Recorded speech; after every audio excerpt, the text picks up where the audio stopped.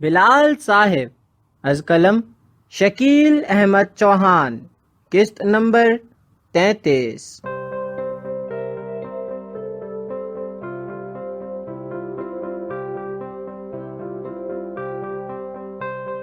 ہفتے کا دن، نومبر کی 30 تاریخ۔ آج سورج چھٹی پر تھا۔ آسمان پر بادلوں کا راج تھا۔ کالے سیاہ بادل سورج کو تیور دکھا رہے تھے۔ اسکول میں چھٹی کر دی گئی تھی۔ مقررہ وقت سے آدھ گھنٹے پہلے ہی بچے جا چکے تھے اور اسٹاف کے لوگ کچھ جا چکے تھے اور کچھ تیاری کر رہے تھے جانے کی بارش سے پہلے پہلے۔ بلال آفس میں موجود تھا اور فوزیہ کا کام بھی وہی دیکھ رہا تھا۔ فوزیہ گھر آ چکی تھی ہسپتال سے ڈسچارج ہو کر۔ صبح بلال نے فون کیا تھا فوزیہ کی ماں کو، تو انہوں نے بتایا تھا۔ اتنے میں آفس بوائے آتا ہے اور آ کر بتاتا ہے، سر کوئی لڑکی آئی ہے، کہتی ہے توشی میڈم نے بھیجا ہے اس وقت۔ خیر بھیج دو، بلال نے کچھ سوچتے ہوئے جواب دیا۔ وہ آفس میں آ چکی تھی۔ بلال اپنی آفس چیئر پر بیٹھا ہوا تھا۔ وہ اجازت لے کر بلال کے سامنے آفس ٹیبل کے دوسری طرف بیٹھ گئی۔ اس نے نقاب کیا ہوا تھا کالی چادر کے ساتھ، صرف اس کی آنکھیں نظر آ رہی تھیں، کالی سیاہ موٹی موٹی آنکھیں۔ سر میں نوکری کے سلسلے میں حاضر ہوئی تھی، توشی نے بھیجا ہے مجھ کو۔ اس لڑکی نے رک رک کر کہا، آپ کے پاس سی وی ہے؟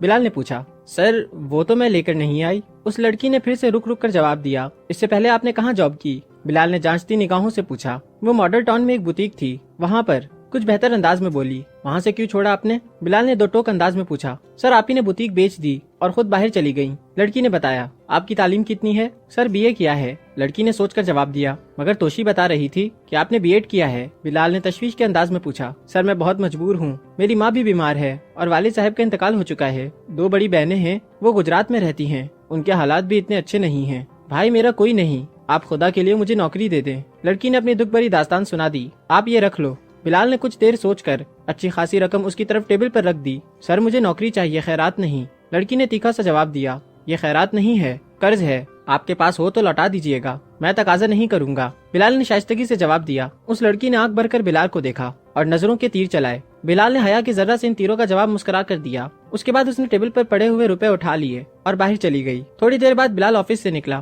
تو ہلکی ہلکی بارش شروع ہو چکی تھی۔ سارا اسٹاف جا چکا تھا سوائے آفس بوائے اور سیکیورٹی گارڈ کے۔ بلال کی گاڑی سے تھوڑی دور وہ لڑکی کھڑی تھی، بارش میں ایک چھوٹے درخت کے نیچے۔ بلال نے اسے دیکھا تو گارڈ سے کہا کہ اسے بھیجو میرے پاس۔ بلال گاڑی میں بیٹھ چکا تھا۔ وہ لڑکی پاس آئی۔ آپ بارش میں کیوں کھڑی ہیں؟ بلال نے پوچھا۔ میرے پاس گاڑی نہیں ہے اور رکشہ بھی ملا نہیں، اس نے ترش لہجے میں جواب دیا۔ آپ بیٹھو میں چھوڑ دیتا ہوں، بلال نے سنجیدگی سے کہا۔ حیرت ہے، نوکری آپ نے دی نہیں اور لفٹ دے رہے ہیں؟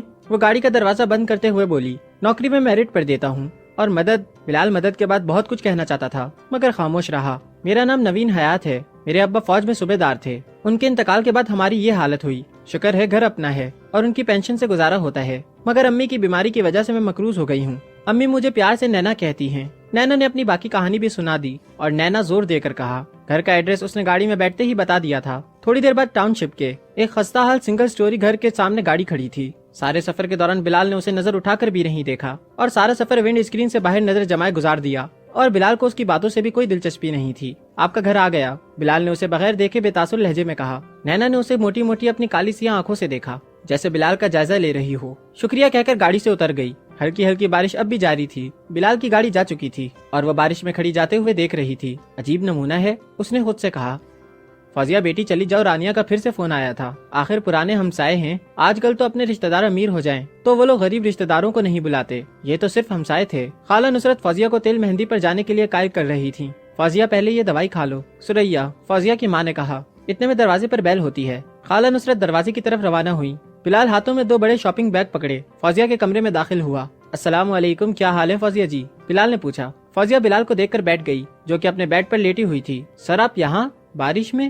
فوزیہ نے حیرت سے پوچھا۔ بیٹھنے کے لیے نہیں کہو گی؟ بلال مسکراتے ہوئے بولا۔ کیوں نہیں بیٹا، تمہارا اپنا گھر ہے۔ سریا نے جلدی سے لکڑی کی کرسی بلال کی طرف کر دی۔ بیٹھو بیٹھو بیٹا، جم جم بیٹھو، میں چائے لے کر آتی ہوں۔ امی وہ چائے میں چینی نہیں ڈالنی اور پتی اچھی طرح کاٹ لیجئے گا۔ ہاں وہ اس سیف میں نیا تو لیا ہے، وہ بھی دے دیں۔ فوزیہ نے اپنی ماں کو ساری ہدایات ایک ساتھ صادر کری۔ سر یہ فروٹ کیوں لائے آپ؟ فوزیہ منہ بنا کر بولی۔ اس لیے کہ تم بیمار ہو۔ بلال جانچتی نگاہوں سے دیکھ کر بولا۔ کیا لیاقت کا فون آیا تھا؟ سر قسم سے بڑے چالو ہیں آپ، 2 سال آپ کے ساتھ کام کیا ہے، اتنا تو میں بھی سمجھتی ہوں۔ میرا چہرہ غور سے دیکھ کر آپ کو معلوم ہو گیا ہے۔ کیا معلوم ہو گیا ہے مجھے فوزیہ جی؟ یہی کہ لیاقت نے فون کیا تھا، رو رہا تھا، پہلے تو 2 دفعہ میں نے فون کاٹ دیا، پھر میں نے اٹھا لیا، معافیا مانگ رہا تھا، پھر مجھے ترس آ گیا۔ اچھا، بلال نے لمبا سا اچھا کہا تو فوزیہ سمجھ گئی کہ اس کا مذاق اڑایا ہے بلال نے۔ सर कसम से आप मरीज का भी मजाक उड़ाते हैं। मरीज कहाँ से? एकदम ठीक हो, बिलाल ने कहा। सर कसम से वो आपके दोस्त डॉक्टर बट बड़े अच्छे इंसान हैं, बिल्कुल मुन्ना भाई MBBS की तरह। जब से उनको ये मालूम हुआ